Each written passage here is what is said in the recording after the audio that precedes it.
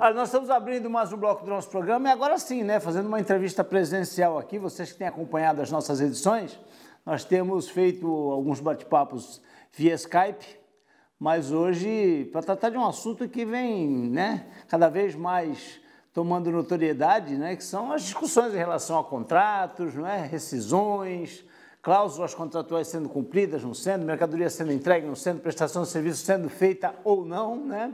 E aí eu trago aqui o doutor Francisco Machado de Lucas de Oliveira Ribeiro, nosso Kiko. Tudo bem, Kiko? Tudo, Pedro, graças a Deus. Kiko é filho do nosso queridíssimo, né, Chico Prado, né, e neto do senhor doutor Tennyson de Oliveira, esse eu não conheci, mas o escritório, eu fiquei aqui pasmo, eu achei até que tinha sido algum erro da minha produção. O escritório vai completar 110 anos ano que vem. Ano que vem, 110 anos de porta aberta. E é por isso até que eu chamei o Kiko para a gente bater um papo, né? Por conta de uma série de circunstâncias que estão acontecendo, muitas pessoas, de uma certa forma, até se precipitando, ou outras completamente sem norte, né? Sem rumo, para saber como dirimir aí situações, circunstâncias né, ocasionadas por essa pandemia. Você tem se separado muito com esse escritório, não, Kiko? Sim. Aliás, basicamente isso, né? Atendendo o que já se convencionou dizer, que são os gabinetes de crise das empresas, mesmo as pequenas empresas, os comércios, precisando de orientação, precisando de ajuda. E para tentar, inclusive, baixar um pouco, né, a fervura, porque está havendo, como você disse, muita precipitação, as pessoas tomando algumas decisões de forma assodada, o que pode trazer mais problema adiante do que propriamente uma solução. Às vezes você parar um pouquinho, ver qual é a melhor maneira de equacionar um problema. Eu sei que é difícil, às vezes a pessoa está com obrigações para vencer, não está tendo receita, claro, mas eu acho que a orientação, além de tudo, a orientação jurídica de qualidade também é fundamental para que a pessoa possa tomar decisões bem amparadas. O fato pandemia, ele traz um diferencial. Não é uma situação isolada que afeta a você, o teu negócio, um contrato afeta todo mundo. Geral.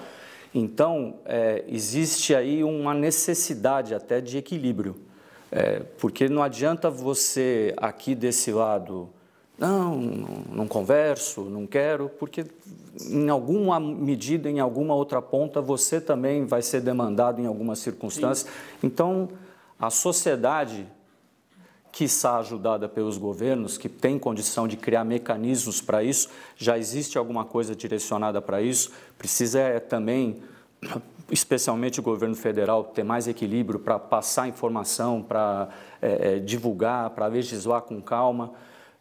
Mas esse equilíbrio vai ter que ser alcançado, a sociedade vai ter que achar esse ponto. Daí eu falar em precipitação.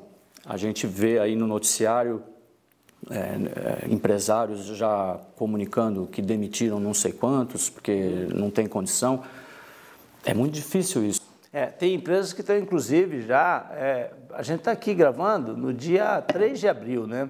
Tem empresas que, em meados de março, né, já enviaram e-mails, comunicados, cancelando todos os contratos e, né, é uma coisa, acho que um pouco precipitada, né? Bastante precipitado, porque ainda que você faça um desenho, o pior desenho para frente, que ainda vamos viver, puxa vida, quer dizer que o seu negócio não tinha condições de andar mal 1 mês, 2 meses? Você programou o seu negócio para ter sucesso mensalmente todos os meses. Existem formas de você levar, existem aí, hoje soube, por exemplo, que o BNDES criou linhas de crédito especiais absolutamente fantásticas. Se não me engano, 3,7, né, ao ano. Uma coisa que permite ao empresário, pelo menos, se não vai fazer, é outra história, mas pelo menos parar, pensar, será que dá? Vamos ver. O teu aconselhamento, então, que nesse primeiro momento, é o quê? É a pessoa simplesmente esperar para ver o que vai acontecer, aguardar mais uns 15, 20 dias, ou já entrar em contato para acenar, olha, nós temos o nosso contrato, vamos esperar para ver. Esse contato é fundamental. Né? O contato tem que ser feito. Começa por aí. Se existe uma dificuldade, ainda que se formando ali adiante, eu acho que é fundamental que você previna a sua contraparte de qualquer relação de que pode haver uma dificuldade. Para não haver até uma impressão de abandono, né? Até porque a gente sabe que o governo, é claro, né, foi pego de calça curta, aliás, não só o nosso, né? O governo de praticamente todos os países do mundo que foram afetados pelo coronavírus, pela doença, pelo Covid, mas em alguns casos o governo até que agiu rápido, né? A questão, por exemplo, da postergação de recolhimento de impostos, que é já um alento para o empresário, né? O governo já anunciou, para quem é optante do Simples Nacional, que os vencimentos referentes a exercício abril, maio e junho, então vencimento maio, junho e julho, estão postergados para o final do ano, sem juros, sem multa. Aí o pessoal, é engraçado que essa precipitação ela é muito recorrente, né? Porque aí o cidadão já falou assim, puxa vida, mas aí eu vou pagar em outubro, novembro, dezembro, duas, eu vou pagar do mês e vou pagar mais uma. Calma, quando chegar lá, provavelmente o governo vai fazer aí um parcelamento, alguma coisa do gênero. No momento, a medida emergencial foi tomada. INSS, recolhimento de fundo de garantia, alguns impostos já foram, já houve um relaxamento por parte do governo para que os empresários não precisem recolher, e isso já cria ali uma certa reserva, né, Kiko? Tem mais para ser feito. Hoje o Senado aprovou o projeto de lei do Antônio Anastasia, que cria uma série de situações e mecanismos para ajudar nessa flexibilização, ajudar a passar esse momento. Agora vai para a Câmara Federal, se não me engano, fazer a aprovação final. Eles estão trabalhando em regime de urgência nesse sentido, mas tem mais coisa para fazer e eu acho que é o papel do governo nessa hora. Além de todo o aspecto sanitário, de saúde e social, ajudar as empresas. O Kiko falou aí a respeito dessa coisa, né, de algumas circunstâncias inusitadas, né, porque o momento é um momento inusitado.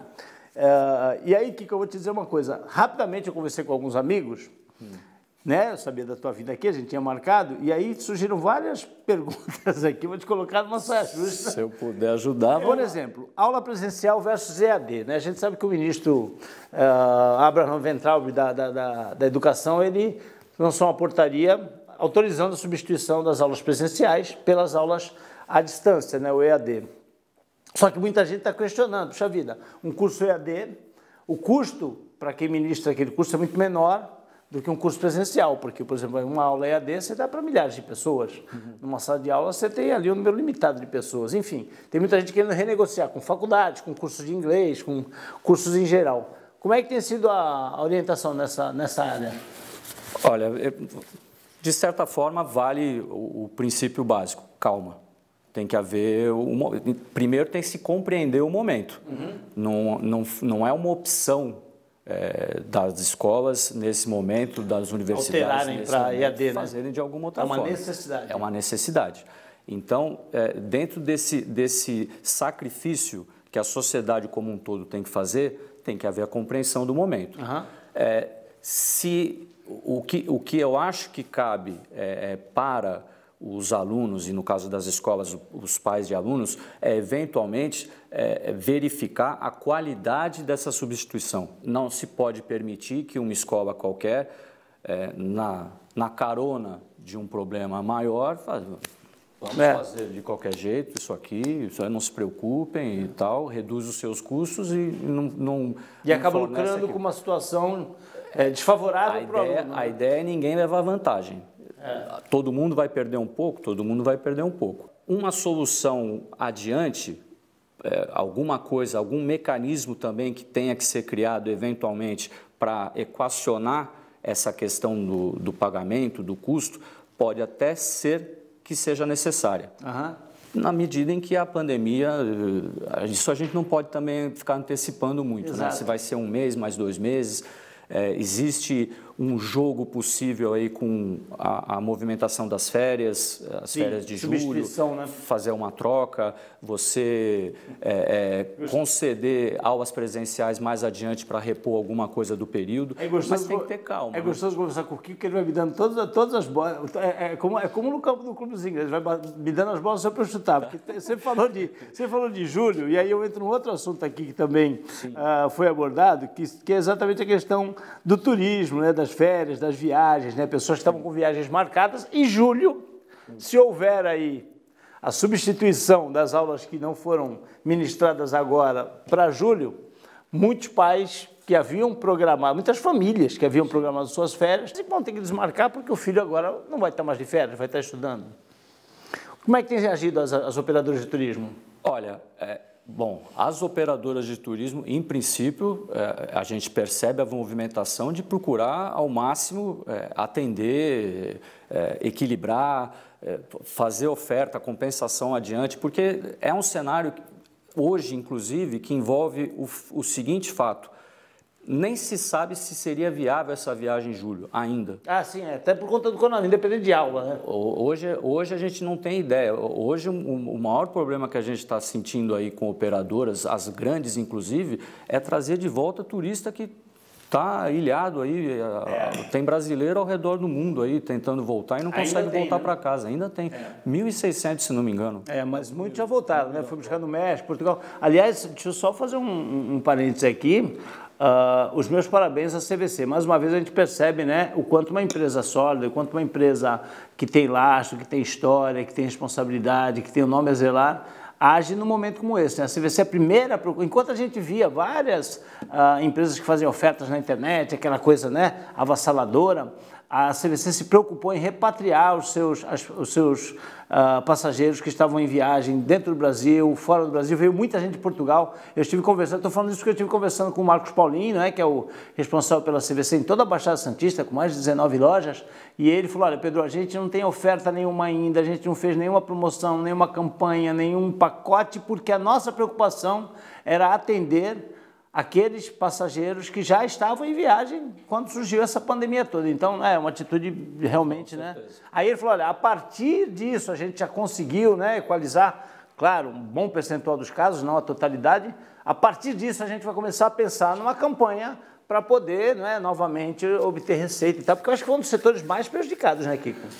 Eu tenho a impressão que sim. Inclusive, eu acho que empresas, quando se trata de empresas de porte grande, eu acho que as aéreas, talvez, algumas delas não vão resistir. Em cenário mundial, né?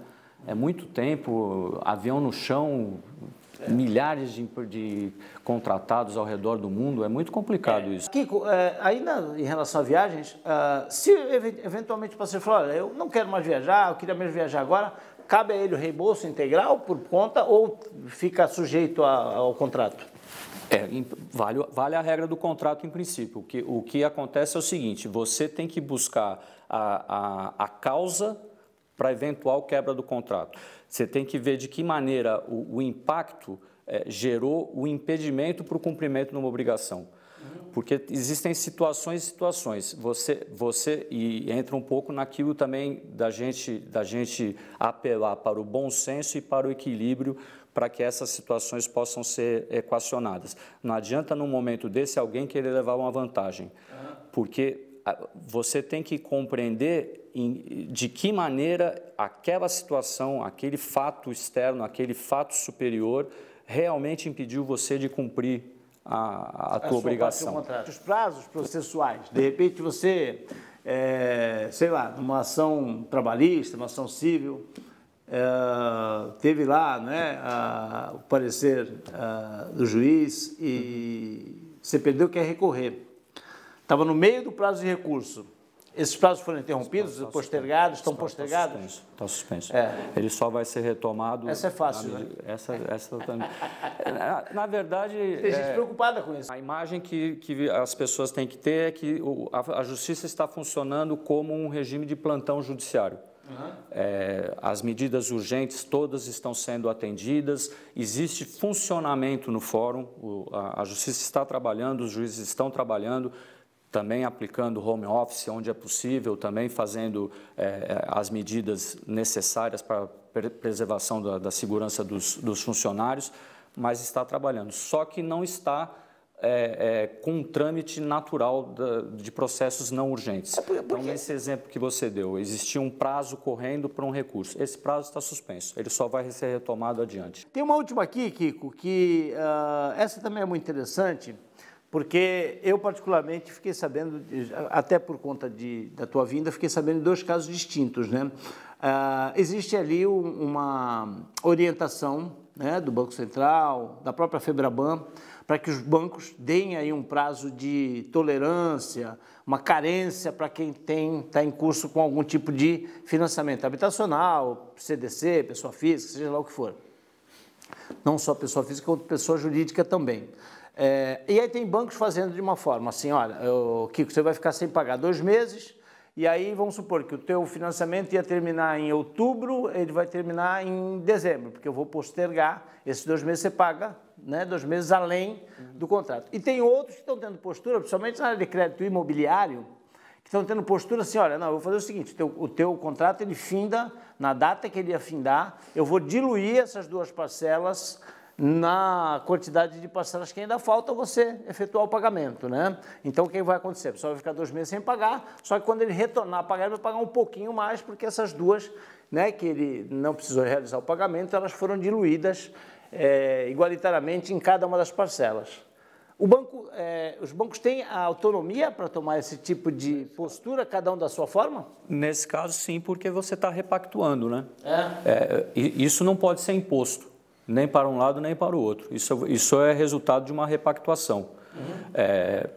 O que está sendo... E os bancos estão usando, inclusive, como estratégia de marketing. Já considerando somos bonzinhos. Considerando que o problema deles não é caixa, nem fluxo para esse momento de dificuldade, o que eles estão usando como marketing vai do consumidor entender o que é o melhor para ele nesse momento. Até mesmo então o banco não pode adotar postura A ou B, ele tem que dar opções para o cliente, é isso? É uma repactuação. É uma repactuação do contrato. O que está valendo é o contrato. O que os bancos estão autorizados a fazer é interromper contrato, é aumentar contrato na medida do que o consumidor queira fazer.